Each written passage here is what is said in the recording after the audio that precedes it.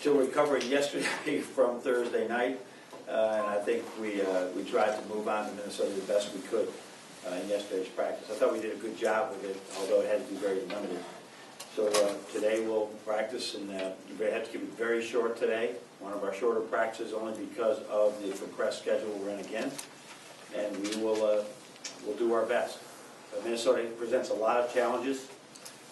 They change defenses. They got great pressure on the ball. They force turnovers, and they have really veteran guards. We've got a junior and senior guard that are terrific scorers and shooters. I love the way their big men have developed, whether it's the two big fellas. Joey King's playing really well for them right now as well, and then they have a lot of experience, and we're sitting right there with an opportunity to go to the NCAA tournament. So I'm sure they're going to bring everything they have, and with us having an opportunity to win the Big Ten Conference, we're going to try and do the same.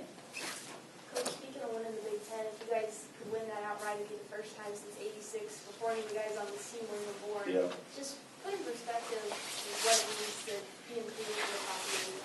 Well, it is. I mean, when you say when you're at a university, that's where you want to be. You want to be in as you get into March. You want to be in position for a league championship, because a league championship usually means an NCAA berth, and we all know anything can happen there. So it's it's a great step in the right direction. But at the same time, and that's the focus right now: win the Big Ten championship. That's our only focus.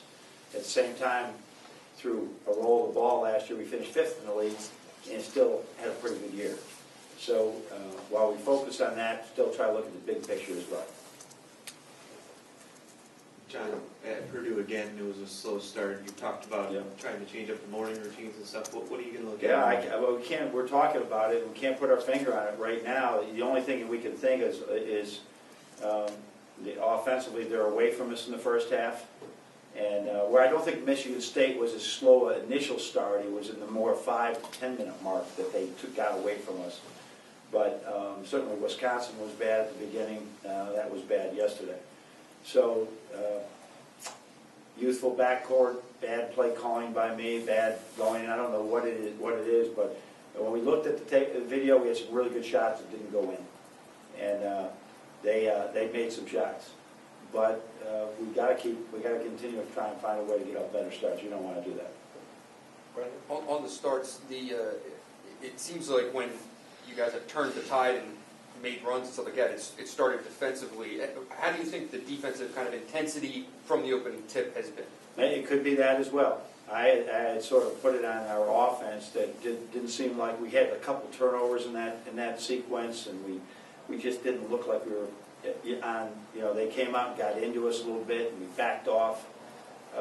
But on the flip side, it could very well just be initial defense is just not there at the beginning. It certainly wasn't against Wisconsin, who's a really talented team. In this one, our game plan was to make Ronnie and the brothers Johnson, make them shoot, and they shot really well. Because if you crowd them, and they'll be in the lane all day. So the strategy didn't work as well. Second half, however, it all sort of evened out. We didn't change our strategy; it began to even up. Andy?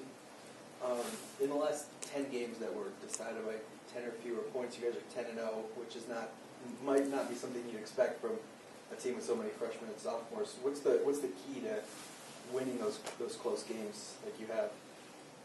Well, I hope it's you just don't turn the ball over. You get a good shot every time, and you're good enough defensively to get enough stops. I mean, it's a pretty broad stat, 10 points. I mean, that's pretty broad, but who knows whether some of those we were up by more and they came back in it. But I think if you take care of the ball, you know what? We're a good foul shooting team, and so hopefully when you're a good foul shooting team, you're not going to blow many leads. So there's a lot of things right there that are very simple, but I can't put my finger on anything. Right in the back with Rob. John, Nick had that fall early in the game. Was there any residual from that for the rest of the game, and is that still bothering him now? No, except scaring the hell out of all of us. That was the only residual, because you see that all the time, that the guy falls on his hand and it changes your season. So it was numb at first, and then he said it was all right, and so no, we haven't had any issues with it at all.